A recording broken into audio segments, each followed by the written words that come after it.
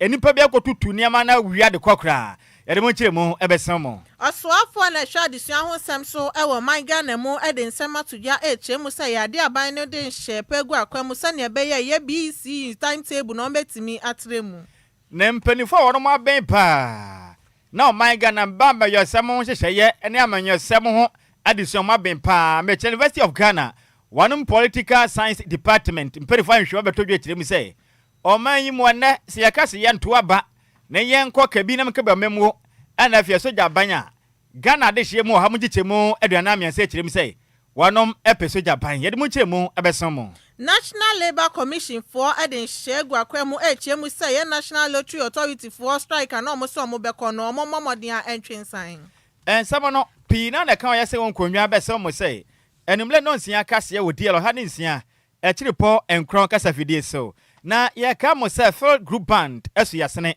na ye kasa full group band na yedwumade a yedie no eye nwom kuto na yedi hu dwuma nte mesrew se wo ye obi a odi dwuma be hia nwom wa sede a eye sede se ba som sompa ebi a wedding na wo ye eye bi na ba fi a mesre mo ntom nsa emfanfe na be som sompa ene wachi nso udi wa woda kwesi boni be kan se birthday parties ahotom ana se bia okosua adwuma wa pon ho na apanyom wase ana se bia umpo school no wakwa wa wi a pesa opon ho school honom graduation ton sa fra yem ensore dwumadie bia mobedi a mobehia nwom no mfidie die eya sede monton sa fra besom sompa na eya full group band no ya wo quality sound na make say no ya professional instrumentalist na ya sanso quality instrument besom wa wankase wani beje pam opeya chi akwanya ya watema community 22 bawroso inside hono man ye butum ya homa na 0242 965 391 0242 965 391 and 0541 149 741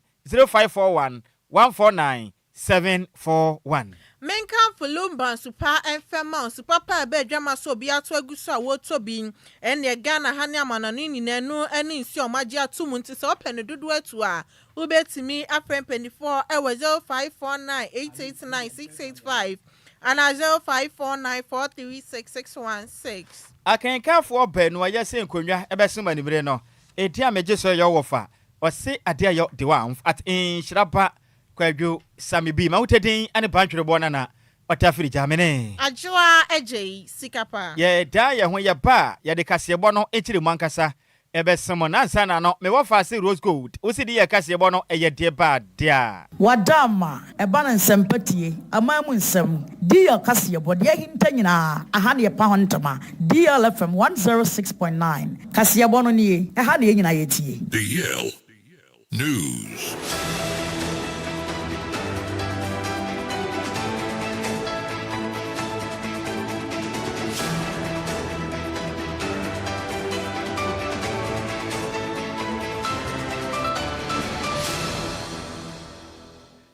Yamamo akwaba afitumleke na hia yen ewo Facebook and YouTube na nyamfa kasebo no enchirimu ensamum yehia kasebo na se efenfre o my Ghana ya sentiment a na dom kuma o ma shebedwom ne ebuanan titiri no wonom a e ma shebedwom ewedwekwa mpanifo ate na wonom ehwa pomodenso mekire Parliament Health Committee wo modin kopie mum ewo afali military hospital na wo mu kiremi se ne mekasei abandada no asiar sebe na wiam ebetimi afa nipa bebro beye ahanum 500 bed ede betumi afa eno betumi aboa pa mapomoden wo sensema edu babia na yakana awa santimanta mu no etimi atesom na domkuma emra shebedwafo ni kiremi se wo hwe santimanta mu na nsen se de apomoden wo sensem ekro na enhyeda nkonkan na nsen mpo a ekoba ye sem konfo anoche abayere sabia doctor for eyese omunkwa adwuma na mokotena fie no ayerefo ho akire mu yepa ne senti wombasira ban sen ka beya nmanimu yada sa afari military hospital no onko bia no ne moa na Ghana de hwemo santemanta mu no omapo mu den wo sensem enkonkan fama wonom na mra ne domko ma shebadwam ekopie mum ewoye atwuma ngo bia German sinimo santemanta mu no omo horo mo hu se ne sojafo aba omo bisa mo se na mo ye den wo hanom ana mu kire mu se ye MPP amanyoko no ema ya wa my Ghana mashebetwam na ya tena se adwene wa hu ne sei se ye ka sei abandada na tumie se se benchenchenchire aya fra ne se afari military hospital awa atwuma ngo biaja na yarasabea yi aka akade agitua bi pɛ na yɛsɛ hyɛ ase di dwuma na ade hye a wɔn asantema mu apɔmuden sensɛm etumi kɔ nkɛde abɛhwɛ ne ya pa ho ntoma magana fo nyina hudie kwa so efiri sɛ ɛna cement ahodoɔ pii na ɛsɛsɛyi arasabea ne party bi nso ɛsɛyi a ne nyina ne sɛ aban ya bai atwe nani na nso dɔm kuma ne kyerɛ mu sɛ ɛmna Ghana mampani yɛn papa John ne drama ni Mahama ɔbɔ nto de to Ghana fo anim sɛ nyakopɔ na dom na Ghana fo ma ne tumi ya ɔba agapade ahodoɔ a abanada ne yɛ yɛ a Ghana sika kwahye fam nanso wantumi anwie no ɔbɛtɔ so ma Ghana fo yesika etumi nkwahye na mo kyerɛ mu sɛ ba ne sɛ nene aban yi ba yɛ yi watwi nane sɛ sabi pani bɔne wayi ne wagya mframa e obedwam yi na opani pa kasa yɛ edmadam kuma no ɔna yɛ ranking member Nana Agyei Afriye ekyerɛ mu sɛ sɛ de yarasabea no ekro no ɛha adwen sɛ mpanifo amoden ɛsɛ yarasabea ntesam na aban na adwen sɛ amanyosɛm ti omia no de yade ha adwen senti omonte ase ekra no kyerɛ ma sɛ no hwɛ sɛ de yarasabea no kro na asante mantem ade hye pine hu na mane nti obɛsɛ ne manim yada nema ɛkɔ so na yade ha adwen nti aban ma no homɔde na ɛyɛ afɔli betu hospital nka bɛyɛ nko bia nom na mra mu kopie mu no dede yo na mentem wa sɛ sɔre yɛ no enie This year about Behuna. MC Sammy. Yes. The MC has come to threaten her. So who gave you the authority? But at the end of the day, I'm working for you. You are not working for anybody. You're not working for anybody. Did I ask permission? Why? Did you see us copying them? We are doing it for Ghana, not us. Officer. Why is he doing this? Yeah, for you. Don't bring us. No. There is no. Go back. That is why we are going back. Yeah, for you. Do you ask permission?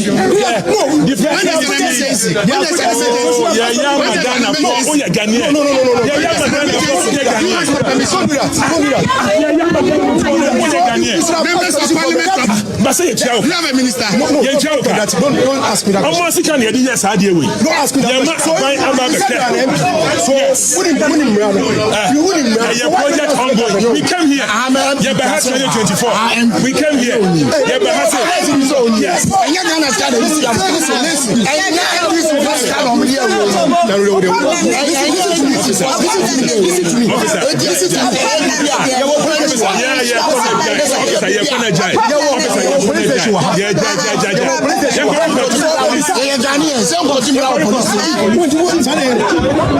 Enti ene Ghana for yenkwaje nkrata emfemfra prosifo nkyɛn ansa na yɛtuma bɛhwɛ afari aban yaresabea ne nyina kyerɛ mu sɛ emperifo amoda atwema ngobiagya mensena no kyerɛ mu sɛ ɛho behia sɛ nkadamko akwaje nkrata tumi a bama omokwan akwara sabea wonanso man kwaje nkrata enti omompene ene ekofa amentem ho ase ba na ne wachi no na oniminyamfo ranking member on health committee on parliament oniminyamfo Nana Agyei Afriye ade sem sei etu dwa kyerɛ mu sɛ wɔn pɛ sɛ ɔmoboa na Ghana fo nyina hunu de yakɔ so a ɔmaga na japade sika ankrankra sika ne to ayetua no ɛna akwahye fom a ɔmo de ayɛ dwumaden nanso mo kyerɛ mu sɛ aban na adwen sɛ ɔmo ma na sɛ kwa na ɔmo ntena se ɛma ne nsɛm ɔmɛkɔ so aka ho nsɛm na aban aboa na yaresabea no ɔmo asi emergency situation that people are being turned, people are dying.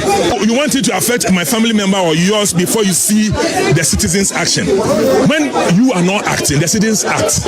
So they should act and bring confidence so we will not do these things. Nobody says these things are right, but it is necessary to put pressure on government. It's a tool for demonstration. It's a tool to express your feeling because Ashanti matters. They are doing new structures elsewhere. And we are saying that as an MP, we should treat every region equal. So just as other regions matter, Ashanti also matters. Matters here. That's it. Aha. Enti obia de hu hia, bebia obia de hu hia pam. Eni a woti ye ono eno ye ranking member on health committee or parliament. Oniminyamfo Nana Agyei Afriye ena mote ne nkan. Na eno achi na mahye badwene de ma de hia. Wanom ewo Abuakwa South mensenim awasante mantemu.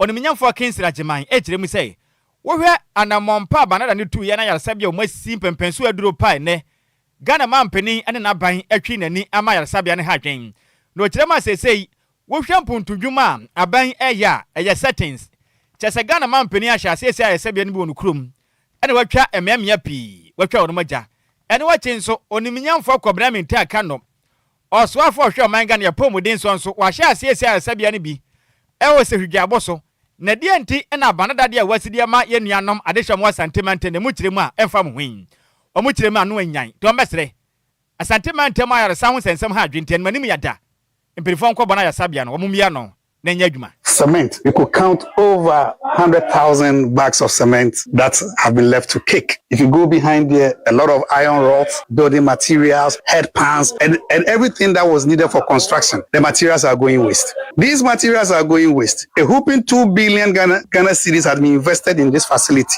yet it's been abandoned. And the people of the Ashanti region and anybody that has a contact with the Ashanti region, the person's health security is circumstance. Very, very, very unfortunate. Extremely unfortunate. This is not healthcare. This is not what the people of Ghana voted for the NDC government. His Excellency the President told us on his Facebook wall 2024 that if he had opportunity to become the president, he was going to complete all projects that were uncompleted before he begins a new one. But as I speak with you now, he is beginning a new one in Bamboy. In Bamboy, the minister is also doing one in Sefi and the Volta region. What has the Middle Belt done to this government? Very, very, very unfortunate. Very, very unfortunate. Very, very unfortunate. And near what ye mashabani at the Madishia. One ewa ebuakwa south to mention our santimentemo. The day edonimian for Kingsley Ajemai. Yentwa Kasiabone so now call a year outpatient department a year OPD at the Macon for Nochi Teaching Hospital ewo Kumasia Nipa Aba Peso ewo honum ye price and said a year striker doctors for years some bekonon or metimi atria sign. Now bedu OPD honum de natchez doctors for a year Juma ye papa pomo yaren so no a year from moko a year room hana said doctors a show when yes and say baby na no more appointments. Name strike na doctors for ekọ ye ninti na cheso muntimi enko enso enko shom ho yare na sampuntu we eyo how e de afra yare for ne so san so mo so no na mo hwa anim senka bibia betimi atoto ye se ne be yo mo so no betimi akohu a doctors for no na mo atimi ahwa wom na ye di akase boye du ayare sabia honom ana ye doctors for no echie ma se de omo nyina na ma hya adwuma se ya nurses for ka hu nyina ahya se eye adwuma nti obi biara hu hia sa so be ko no makogya yare hwe betimi akọ sane ebe yo monso no ebetimi ahwew na eya ayarefo ne so ani di akase ebo atwetwe nkomo na nsem sei anomudi tuja basis asama yeyi nkonwa maya tena so emo na ebi start yebo 7 no mo start say yebubo dina me atechire yensa me akutua yesika ya no dia mafamo ya kase ebe frame ya ma ko doctor awani ade say the strike no quality profile doctor for about we dia me ade na me kwa na me do ana ebi gate na ma yo mo aba Banse member have no siane and do that. They no say ni power had yes or content. Oh, many aje. They do have a bedroom a class by or munya pramo lidina or kutia nisika. We father so mudi. They say mom great in our plan agro. Into my do almost share any day. Oh munina aba. I near the every sense no alaka nakuma. In so hunti enani week no e bae no a o de me share no a o tu for bakasa ye say a doctor for no mlan ye te ni eni ade pa nti na ma e bae e bi sanke ya ma no ya le no e si no so mo say bi a ada so o mbetwe nso abegina na ko ada so o mbetwe ana say bi a o mbe ma na duro nti nka a doctor for no kosa kene na nke ya mi doctor no a nke beche e bi kura kwa nke benam so prama no mana say dia bibisa anti ada etunfu ase se oma omo eba eduma eni ya wuti ye ayarefo a ene omukọ ye outpatient department e work of Anochi Teaching Hospital yanto akase ebo no so ne yankwa so anyina mo my Ghana ya sante mantem ni mo afisensem no abo apeso ho pa na yemfansem na meka say o my Ghana shenkafo ene dwadifo a wanom edidwa na wanom di akwaneaba awasafo edwanim awasantemantem kumase ede adesre eto kumase Metropolitan Assembly etwade ya kan se KMA enim se wanom sere wanom ada enmanim yada as a matter of agency one mu drains no anasa eka no gutters no emu aye ma chese fia akwahye mu no amensuo to a entumi mfa gutters nim inti etope na fa street ahodo mu ne kwan mu bebejadefo ne didwa no stores ahodo nyina no ana no nso eto yi agye aboso majapade ase ne nya de wakram na ade hye kirem sei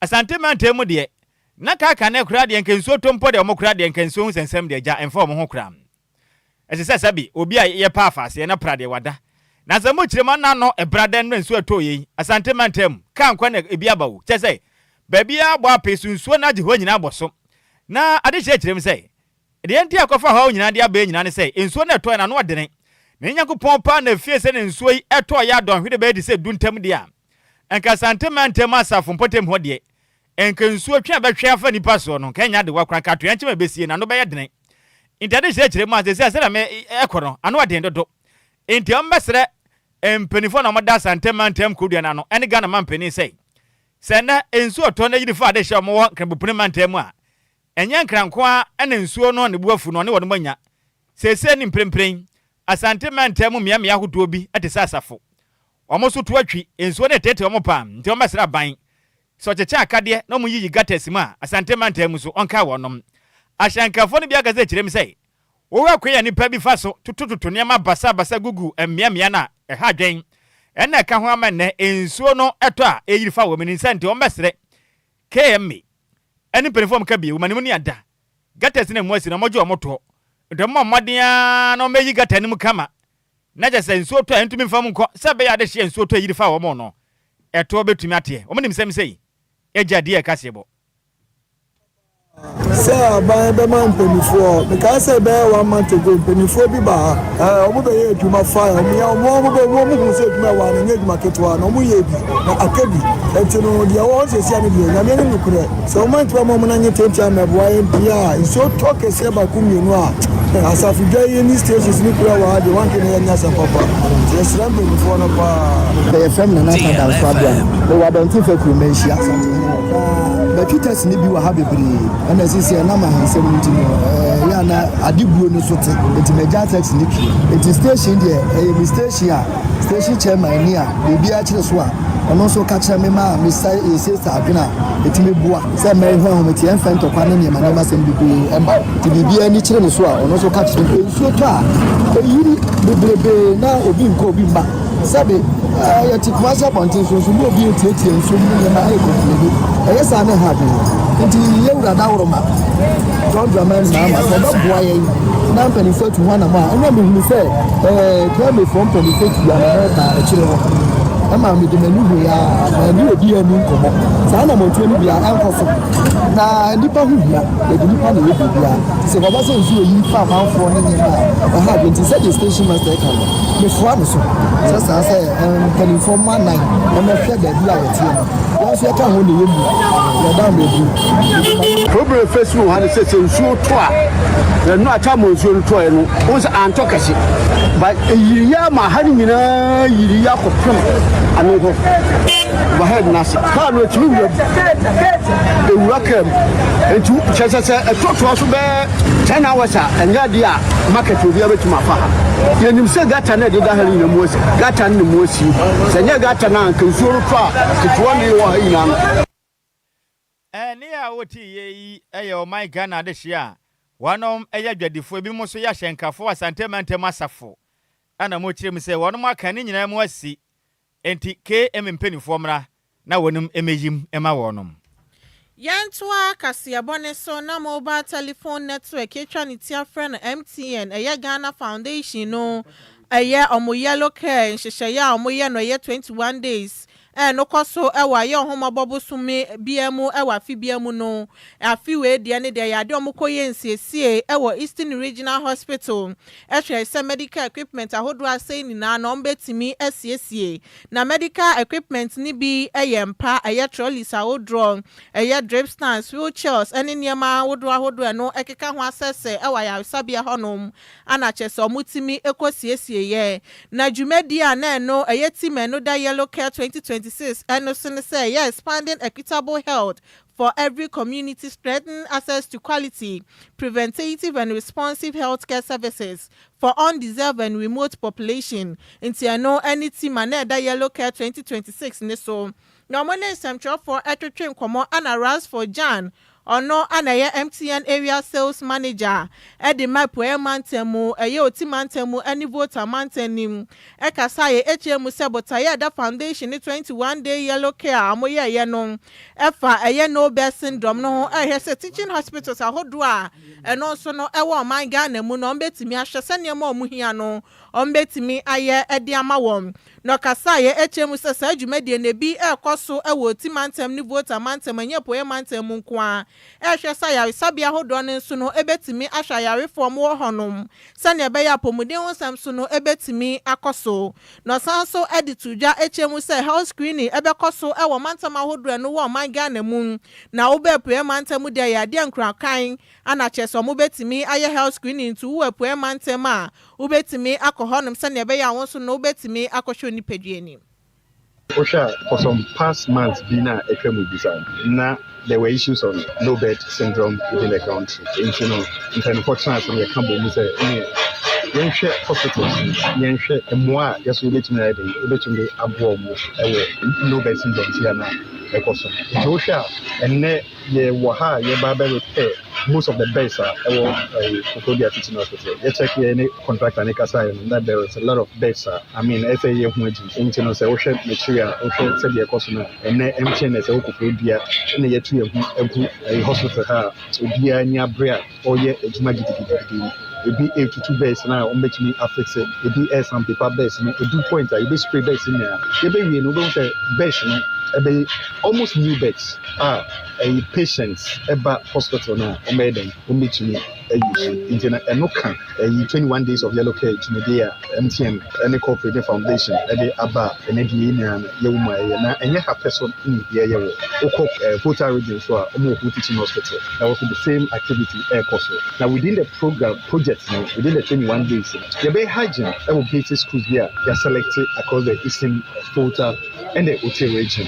Now if you also are the bay community health screening and also across the region now Kofodia the eastern region there's about one can do that date now the bedding the call health screening now you see they attract the MTN and yes a connectivity and yes a data but about in any health issues now the DLFM 106.9 Enwechi ana Mr. Ransford edi tuja no chemu say ojidi sasa 21-day yellow care ya omo hihye ya omo de aben no bebu esan say ha dwen so bi ede ne dofo ebekwa yare sabia ne san say mpa eni honti ni wahwere ne dofo no enu nti anomo so ebe omoden aye so mo de sa hye we beba sane ebe ya ayarefo ne so no ebetimi age ayarehwen na ofre nwumekwa hodra no so ensha aban ase aye philanthropist ahodro so mo so emboa sane ebe ya ye no be syndrome no betimi aye bibi ede afa we san say no ne oha kese a ewo mayimu. Jumaje I think say a good initiative from MTN because say Obe Hospital na say empa na say empa tutoni na asese ebu inreni enra a contractor na ekoye no mkupulu empa na ase no fia e do so pa engine ye be stress maybe other organizations so no or so mutu musi because MTN edi kan way to solve the no best from there other organizations so no I feel say do mu esio no so koso the same thing ebeboa na nya empa dudu e your hospital because ebe ya say wabusiani ebe hospital na fe ope empa adaso na onya empa endaso empa ne dudu ni na ase eguo engine me I feel say it's a good initiative, it's something very good as I say obia enye MTN pe obi bia o maimu no edumedie bia o maimu no so tumi etu omusio na so bia tu ne husio na se call rounds here tumi e repair empani na I feel say this issue of no bed syndrome it will be a thing of the past and ye nya bi e wo omaimu because true empa egu a omo be ye ho adwuma na edoso na se sampa we ni na no e wo worse nim na se amanfo eko no mtumi ko that's why I think say it's something that it will be very beneficial for the company and for the people within the country.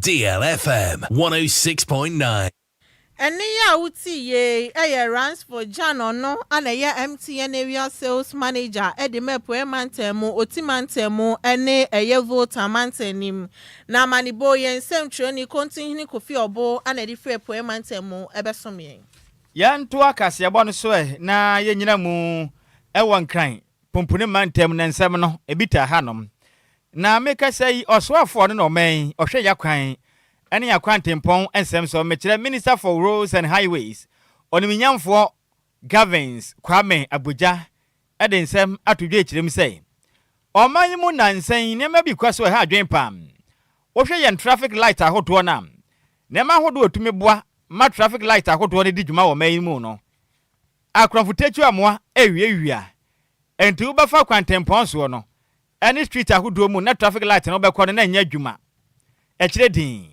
ene sa akronfo na kwatwetwe cables na akɔton adi fofofo kram na odesando tudwa nne e wo mahebetwam na ye wukuata dwom boso na na tosutu e wo mfempimi na donu ensiamu a o kirem asesei traffic light ahodo omo abo maden asiesie ni kama e wo police headquarters a eje bodwumaden hwe mankaja o hyenkere nam kwantempo ma e beboa no na nkwanhia biansi no akronfo na mfa nche police headquarters wade nso o ma kwatwetwe cables na kɔton e ma nso so enya adwuma oniminyamfo governs agbaja kirem sei sa kro no semi yade a ha adwenye pam na kankan ahyenkafo ni bi ehwentwe basa sanade yakɔ traffic light ni mu se keka na buatofom etofom akire din onkan kire obia na okɔ ene oman Ghana fanapi na sa na ekoso am o kirem asese mi ka se oman wo hwe traffic light ahodo bebro be ye aha 9 dunum 415 traffic light ahodo ampanifo asisi ni kama na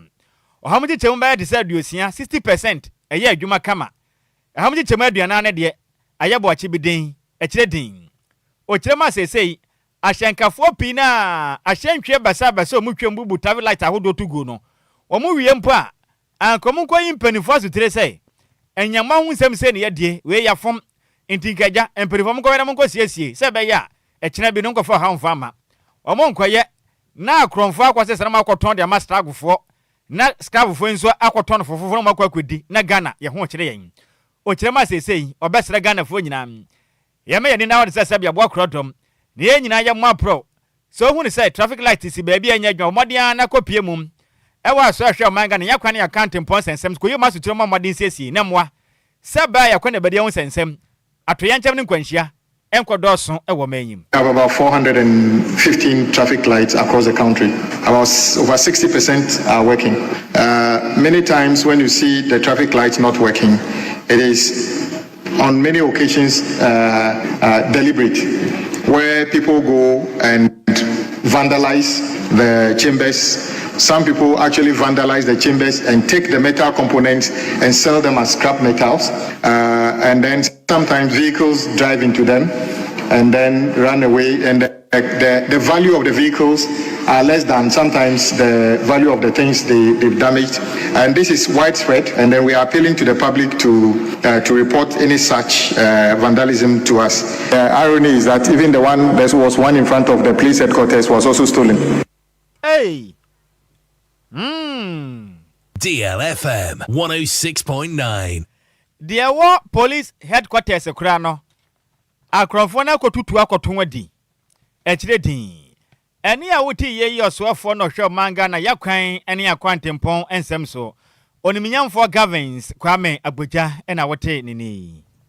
Yantua kasiyebone so no swafo na hwadisua honsem so ewo manga na mu eye Haruna Idrisu eden sema tuja echemu se yade aban no ebo modin ade hyegu akwam se ne be ya eye BC timetable no mu betimi atremu na yi pressure ede free eye candidate ne so na omu yese sansa yade omu ka bi owo ma education policy think tank ene African Education Watch for akasa ede afa ho echemu se nanum aye de mam frane so mo fentron so he no ekobasa na chese pressure ba bedom so munya akwanya no entimi prepare ye enu ntina so mutimi etremu ede ema wom na bro ni onyamfo Haruna Idrisu etwetwe nkomo ewa bro konsrahwe ewa Bri Girl Senior High School ene wuku ya ohoma bobosom ne de toso edu ewa mfimpim yenu ne aduonu nsian mu ana oche ma ya timetable na yade omo betire mu anya krampo no so momom na watwemienu ana cheso matimi edi asuade ni ye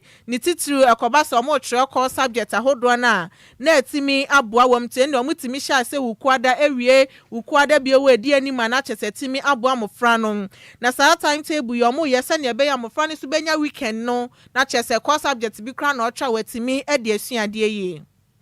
Pass through BECA before was, and I understand that our schedule of the exams for BECA was just Monday to Friday, and that put many of you under some stress. Accordingly, government is reviewing the BECA exams calendar. So now the BECA will begin on a Wednesday and end the following Wednesday, so that adequate time is given to our learners to prepare for BECA across the country. So when we start with the core subject on Wednesday, we'll end with the core subject the next Wednesday, so that at least they have the weekend to prepare for the expanded workload. The Director General of the GES, Professor Davis, will ensure full implementation of it. I'm also happy to note that at least for the first time in many years, you are not suffering from food shortages in school. Enwechi anonyonyam for Haruna Idris Wedi tuja no chemu sese no World Bank ebeje besen ya $300 million no ede atumu ya ho mababo so men ne de toso eyedunsia e won fimpim yenu ne aduonunsia mu se ne ebe ya omonso no ebetimi ede ahye Ghana ya desua mu. Let me be concluding as you are closer to getting onto your seats. Only next week, the World Bank will meet on the 16th of this month to give approval to what we have promised of expanded infrastructure. We intend to convert 30 category C schools to B and 20 category B schools to A with $300 million for expanded infrastructure across the country. We will make a special provision for category A schools like Bri Girls so that you benefit from an added infrastructure. I see that from headmistress. I should thank her for the leadership she's providing. Ne krakramu anoswafo na hwalisia ho nsam so echirema uko senior high schools ahodo ni ma ahohyeso de anya de amofra no ewo bi kra no chirema wasa awofo ne achechefo no ebomodin aso mo betimi atenetene mofra no. One of the major problems we will deal with this year, 2026, will be stemming the growing indiscipline in our schools, particularly at the secondary education level. We expect to hold a national conference in Kumasi on or before the end of July, where we expect that educators, academia, the church, moral society, the Muslim community and chiefs and parents, regional and district directors of education and headmistress will converge in Kumasi or Sunyani, depending upon what emerges as appropriate venue to deal with stemming the growing indiscipline in our schools. We have always maintained that parenting is a shared responsibility of the significant other of father and mother, and then the teacher. But we are losing many of it, no thanks to social media, which has become a toxic source of mis and disinformation, and many young people relying on it. But when we meet, I'm sure we'll take lessons from those educationists as to how to deal with it. DLFM 106.9. Eni ya wuti ye eyo swafo no ene hwa disua ho nsem so ewo man Ghana mu eye onyonyamfo Haruna Idrisu. Yan to akasebo no so na ye nyina o man Ghana enkran pumpureman tamu biom. Na meka sei enhwehwe beto adwa ekiremu am. O man Ghana de hye o ha wonche chemu be ye aduane amensa 43%. Ekiremu am prempren. Sa wade munyanya anka sojafo emefa Ghana man na wade mu niso. Na atifide mantemu Northern Region. Omode omugitum se ne soja ba na kura de. Nkenya yensa kana na kura nkomo pe kura na saka meka memu no kura de ye omotan kura. Na we nhwem mapa University of Ghana Political Science Department na mani hwemu mapawe batu dwa na nkratam de ba bonten no omo kire mi say wo hwe o man Ghana pa dodo na adwenkyere se de fa eye asajafo amamwo hu no ene kabam kabam hu na omo kire mi say hwehwema do ma ye no munya nipa beboro beye empemsia ahanson ne dunkron 6719 na omo twetwem koma o man Ghana mantam edunse ne nyina mekire 16 regions ne nyina mu nomam kopie mu Savannah mantam mu afi nso Upper West Upper East ativide mantam mekire Northern region and afi North East omonya de tomu se percentage ndi high omo kondo soja ban ifri say wo hwe o man Ghana emfinhia pini a epeja o man e de say kabinam kabia memwo efo nsemu no preto NDC MPP asa itafra hwe ase no emutu odanya onumza anya hwe kura no se ne onya tumi amfinhia be yan watwentem okokura na abana da ba ono so acha amfinhia watwentem obesan ba biom intina wo ba na odisika menchew alata momman wachem ya mechew intine asa kogofu bo bo no wunua wo man ye pass wa sa na ekoso am edom tusu se o de Ghana fo egura to pre na mo sa ne hwemu ne kopie mu awa pie mantem am Eastern region kontini kofi obo ne na busuafo no omo kire mu a omo je chemadio sonson ajetu mu sei se ne wona mo saka eye asoja aban komo pe sa keblenka membo no democracy na ye omo tan kra ente omo mpem mfanya hwe ente omo pe soja aban na hwebo ne nyina kire mu a omo je chemba de sei aduasa 9 pe ana wona mo sisi amekasa mu kire mu o mu nyina no omo hu ne se o dabi enka yenya soja ban na ebe ha dwen ye pedem kaminam kabi ene ye pe na ha mje chema duonu watwe kire mi se soja ban na de ye bruta 34 no de se amikaze mu kire mi se military wo ne de ebe ha dwen tinka be ha dwen na saja kaminam kabi ne nya so mfa so de a enka ye mfa nsa soja fo nsa emu ha mje chema aduasa 934 so mo pe soja fo na ha mje chema duonu watwe 38 e kire mi se wono pe kaminam kabi amamwo na mra mpanifo ejemre unamode ensemu nyina tudwa ena head edma political science department ewa University of Ghana Professor Isaac Owusu Mensa echiremu say no krapa Ghana fo adensema de say ne de emfa hono sa de ekro kabinam kabini ya de adodo na pe na mom enam pro ne kankan obi abedi sika na maka kire yen wona mokwa omuntu hu anamon ne sika die sika dicious basa embezzlement of state funds sa na ekoso am eno nti no se mu ni se sa na man bakoso sa na se o men beto aba na yato aba na se bi yenya beto so mfaso dada na yeda hoti ABC nim se da Lumba nwom de a enkase dwafo na bedi aso anke yepe na we kirem se de yakro no Ghana fo pe ehunumu pa amamuo mu eno wa chenso empanifo mankuntabu nya dwuma mapama o men na ba hu ni se enema hia Ghana fo no mo konto sente sa pa na sa bedi hu agode bedu baabi no Ghana fo ye be pe soja aban e wo manyim. The position of the respondents are that even though democracy have a lot of shortcomings, they have a lot of issues and problems, but they still prefer democratic governance than military regime because the military regime curtail their fundamental human rights and also their ability to change a whole government accountable at the end of the day. They are not happy with democracy at the end of the day because they think that corruption and also democracy is inability to deliver economic outcome as we expect. That's why they have problems with democracy. Any awoti ye no ono na ye head at the political science department at University of Ghana, Professor Isaac Owusu Mensa.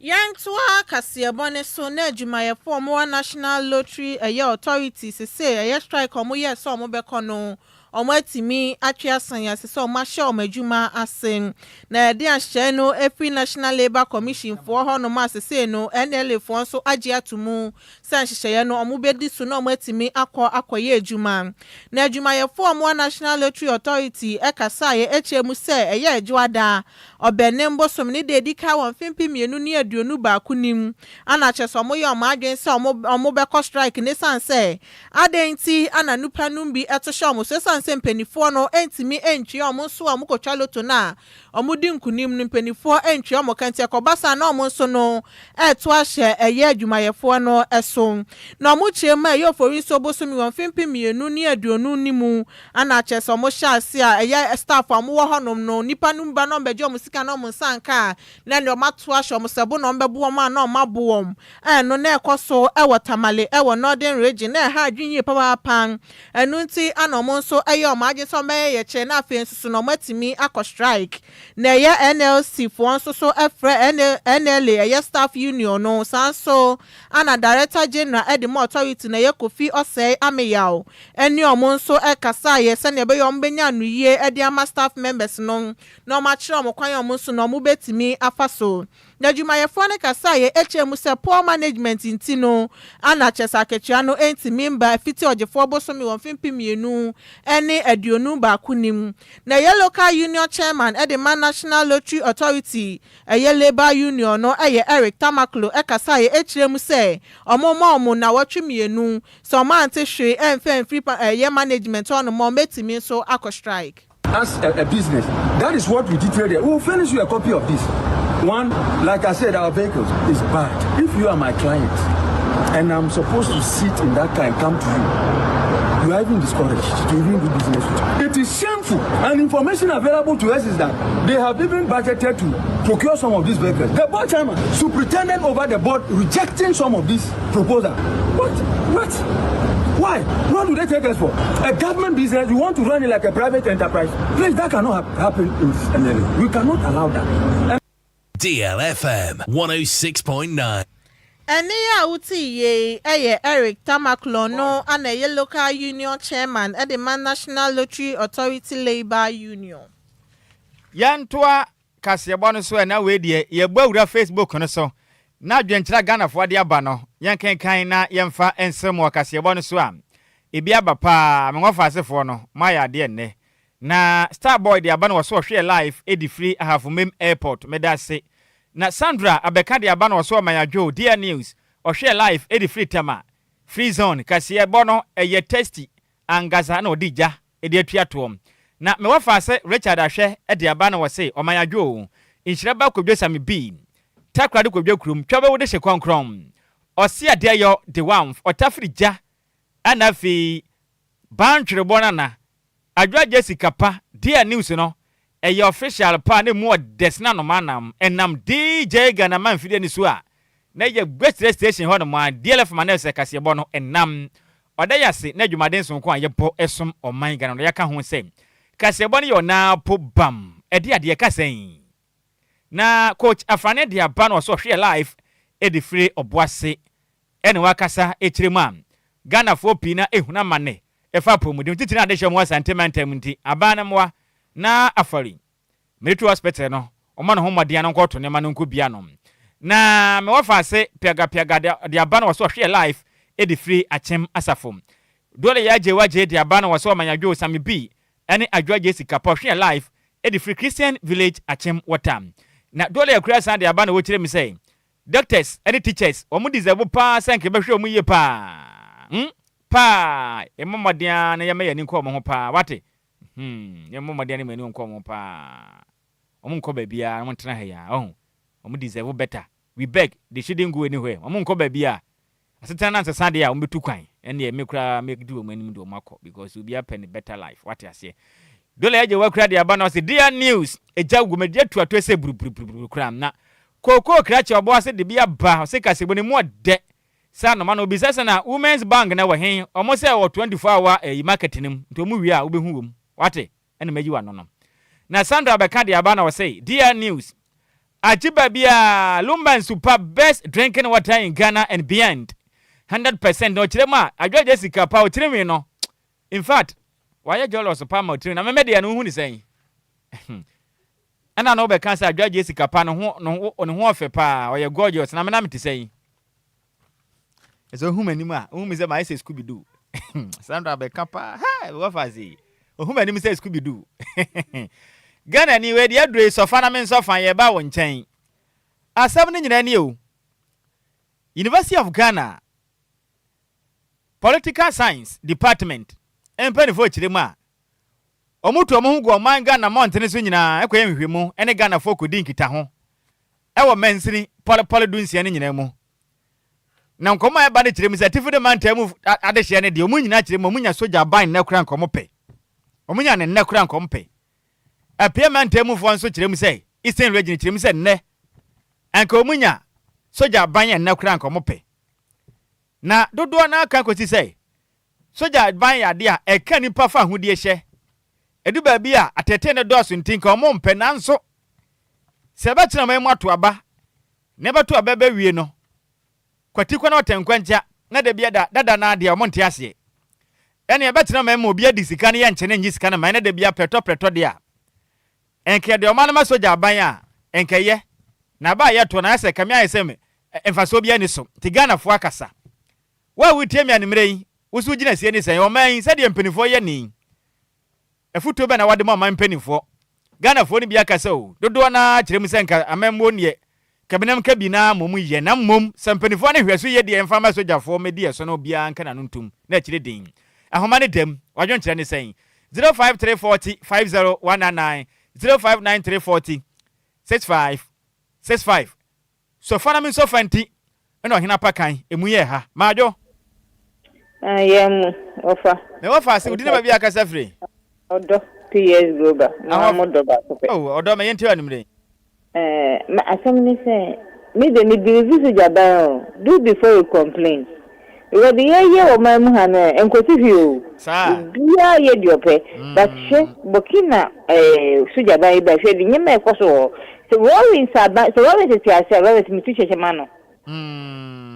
Aba bibia be kamo because do before you complain this is a bebo maimu bibia nkocho bia nkodiska mo de ska ye mpada so eni ni mo diska doctor for mo bre teacher for bre edien kura na asaja for no se ya Ghana fo ai all bad bibia be correct omo no mo diska let me nifika krawo we cho ha mo mpre mate cho ha mo pra mate me da se odo nyame nhyira wo majo enya senior udina ba bia kasa free to me de prosper me kasa free afenya Mr Prosper afenya me yente free honom senior me de asanka soja for be dey asanka me papa hey sir yeah because sikadie ne atiti AFM no edo sudodo se just soja for dey so me jiri say Sasi kadi nemba so nipa ba ko be di Ghana sika be tumi ahye ekro be 1000 ayi ko fo be 1000 school ko like go ho ana nipa ba ko di sika bebrebe ya yentumi anya no hwe ye be ti say ya chi ne be 3 days na asa yo enti se soja di so a yo e be de pa meda se e be ye da yate majo hello openi wudi ni be bia kasa free ye be wa fa se mesra na radio no wa manaka form kakra ba mo de adwemo no kakra ma me ente sa na wa twe ho afri radio ente sa wo fa maso wo be se na ma me majo ya eja wudi ni be bia kasa free senior wudi de Francis Yeboa Mr Francis Yeboa kasa free kasa free ashama lebano senior nimle me yenti o ende ya kan ki tu do ba kwa nga soja fa be di so kan me pe eh wo pani na ya ende ya because obasha shama kwan ni ene ma yegum ekwan ni nye ba ko kura ekwan bia nam siti ayetada kade ko edo ni me adoba for 5-3 5 maji 8-3 no mu short yo ebi kwa mkuma penso be season achaba for ni ade papa bia okrumia yate ebi ka sanka yen so ga ba ne ba nkomotuma ya de papa mai medase mate medase ane ya wo wadwe nkyere wo boni dia na de omampeni aka ho medase majo Nejao openi wudi ne ba bia kasa free Medidi apia gofa nka fi tamanu ta bankuma Mr Apia nimre me yenti o bajo imbeya kwa busuja ba bisu kwa mpanka mepe hey nimbeya suja ba bisu kwa mpanka because ye ko so mamu ne tais ke dio bolanfo anfo so bia li amanfo ho amandi wodem suna obani dinaka so edika yankasa no tindeya nimbeya kwa busuja ba bakra mepe yo mate majo medafo minsume do so openi wudi ne ba bia kasa free ya fanado me kasa free do wenya Mesa do wenya me yenti o Yo, me tacho no kwa papa. Enne no ati ya sa na me bra me ka. Se nya soja ban a o man mu enema bi besisa. Because come here say o man no MPP NDC into o man no man so no o man nya hwe no obi apɛ no ye. Obi tiri ko bi sika ne activate ne ekosin fa. Obekasa kasa zone to see achi obi. No ya ko no dis kan ko. Je ne ya kula soja ban ba. Meda se na wadwe nkyere majo. Hello. Meda fo wodi na bia kasa free. Patrick Femi ati comfort me free pig farm. Ante ko ne me yente wa ne mre free pig farm. So my samne say she ememu ayewo no se nyame akatanka fisro ba asase so kra se obekna ayemayiya because me na me shete na me mu wa onipa ni ya papa so mo si onye president we ko na we ba kakra mo si hey onye eneni ayi na be ba betunya be ye bibia be so ye nipa da se ni de kura ba fo mu a oye bibi kura nso ya ni o. It is a bit kaka yesubai. Hey, ya do for one place. I think it will be better for we all. Thank you. Mese me da se pa ante kwa na obrafo ne mu da ho pa ma adwo me dofo. Yenia na to sayon. Ya me adom metiapo. Udi na ba bia kasa fira ho fe. Ya fa oposi me kasa fira committee 25. Champion yenti wa numre. Soja bano ka be boy because kadie no se me ekoso no time. Because obi to me this canal away no adwane no akwatena baabi na ye chimpe no na hu na sisi adisi sisi ha dwane se ka betumi aboa SSC akwan aboa communities mu no ba ko fafa no oneni ma edi na ya yeka ekire ni yesu a esa nyefe ntinyeme bi ho a ha dwane mate medase na wadwe nkire majo medofo. Good evening. Wodini ba bia kasa free. Patrick Femi part me kasa free sama komfuan. Aho Femi yenti anumre. Me show we so jabani de no ni hia because obi bi ni hia Abibi aneja wa ye ho ya adwen eduma since e dey freedom the mind. Kaka me work am. Me da se pa no adwen kire. Ye asa chechere age edija kana to anse wa pie. Ye bibini. Majo medofo. Majo Nhyiraba. Udini ba bia kasa free mo fa say. Patrick Mavis me kasa Africa so. Hey, me Mavis ka so I say mehwe kira kwan. Ai. Me yente wa numre. Papa mpa chawo. Anka se de ye tie no ho. Enya soja ban anka be fa mpa. Sa.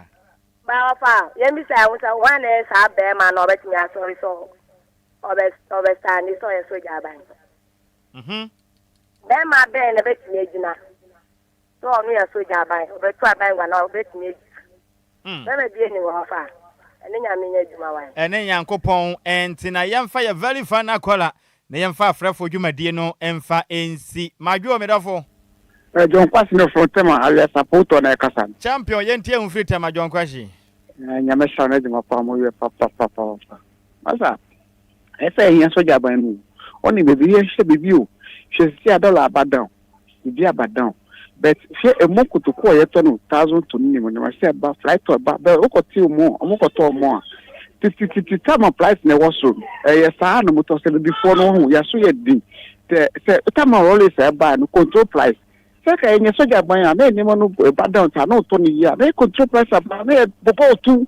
What's the way the money which you are gonna know? Yeah, because so shit more. Enti John Crash me bandezia ujina benkuma na nimfa ujina soja ban na say me soja was how the control price they buy me Ghana the control price by a bow too mate yes mate and yes I am why because anyone here a blue a blue first 1,000 to say a blue 300 but oko to the same size the one of Mubo. Second, so you're buying a was a massa, a control price, Uton way, and they line a talk, I'm more 2 city near Obia Watton. Yes, so you're buying a massa. Meda say, John question, I mean, yeah, me offer, see, my Joe, Medofo. Hello, all the time, but you're a friend to look at the food that come out. Oh, okay. Me yenti wa nimre senior. Yo, me da se. Obviously, you be a soldier by the ayapa. To go there to mbasa ya batu aba ye wo se wo man mu. Obi le we discover what na mania. Mo so e ko wo so mi ansa ya tu aba mo. O ma pani ba ye. O ma pani ba ye yeti no wa sin bia. E de bia ya to what the krata ko fona ba, what the krata ko fona ba ye wo se. Oh. Ebe mama be ne ye wo mi. E mo ya mate. Wo mama be ne ye wo mi mo. Mate, me da se pa ya mi shira opi. Ye me wo fa se comfort mate ya ti say. Ofampa na me adomaye o. Anopa ne facha me pa me point na me hu message ne wate kafra. Problem yo. Me pacho me yentia nimre soja ban ene kabina me kabi. Wugina benkuma na nifa. Me nimte soja ban ne ba I think say bibia be kama. Cause ye mu be although ye nyin ye de ba ye beti dia. Omo ye. Oma ye bi pen. I think say omo ba bibia be kama. Oh, okay. Na me sure anyway. Oh, nshira won so pa. Na wo say enye fa na moko no. Kone antumi anyina so oko mate. Sika, ugina benkuma na nifa. Baby abi. O dabi you wan wontumi nka se baby abi. Soja ban, sisi Ghana fo efre no doso. Kwasa ban ne no. En ba kumpo anka se wo pe. Kabina menka bia mamu. Of course. Meaning say ye wadwu oman Ghana mpeni fo wadwuma ye pa. Hwe kwasa ba ye ba kumpo anka. Enti wo gina he. Soja ban na. Me ye menim no kura ni nka. Minya kabina menka bi na nka mepe. De enti a meka sa ne say. Problem na wo ho no mo no wo ho. Soja ban ne ba obe before complain na ye beboa yen kwan bebre so. Sa discipline no ebe mma bibia konka ne momade ba kon so ne say fa hudie yade a aya na enya beta se obi betena woni Jesu o fa hudie na wo no de ye de dio wasisi ano de ye de o ya se visa se le de ye gusu visa ubenya fa ni wada kom no ubenya fa hudie na ebeji fa hudie na won wato tesi akra soja memo no kra ntse first na bobotuo ne ade no we bokọ na kire di ana we wo ye ne omo se ya obi anu obetena fa hudie so sa omo maso ade no meka so omo so be yesi wo de bola gu ba bia ne ya pause enya afi na momfa ne kokọto na mokọ sentence na obi an sentence obi a ade we mu to ni say na o ton ni sa hwa na eba be ha wa agyen ana soja memo ni sempepire ane di akire enkanya ne sa pa de a ka me kura no me vote for soja ma but to me ni de me who say it's about time we the Ghanaians yen you see mama can say me nchiro MPP na this one do omba power enye Ghana for de bia meka ene no cry one yen ne do omba power so it's about time say benya obi obetumi akwa mpo a ne ebetumi agina tumu ananka yen for man hwe ade say bi wo ho and say yen no ye taste for MPP ne nis nkokra for na yes it's our taste me problem no enya bosum bi na kofa MPP na nisi mayo ena nya brofo na to ba ye ne ya ne to ye ne ya kase ase yempe ye ne ase ne ye go to during election ana ya honhom na to aba problem no it's about time ye ne ya se ne man kwai ya bro that is the reality on grounds so wo aban mu dia wo fili fam but ye ne ya kwaye ho be ye ne ya force di yankwi di enim se ye ho hyehye ye pa yes yen kasa pani bi fazi camera na momu no mu ye ne o maye na system ne ye fan a obi a ho beto no onya di kofitela tuwei opani onya be bi odi ne tire beto nya di obedi a otiwei on kan abi ne ha ye de yen afi batiwei onya be bi odi ne tire beto onya di obedi a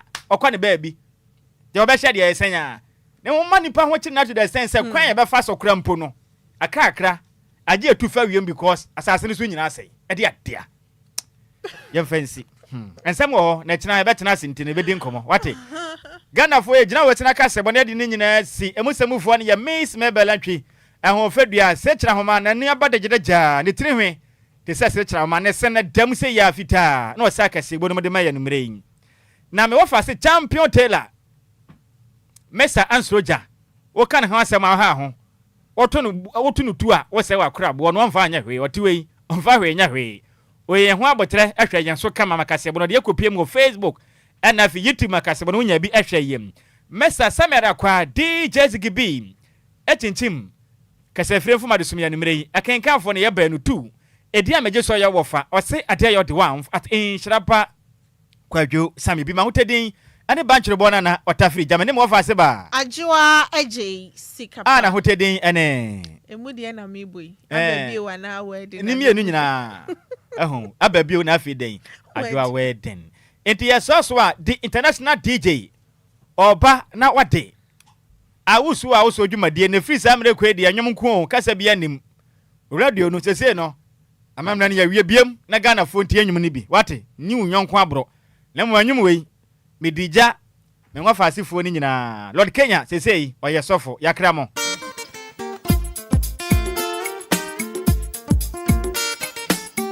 highlifeng.com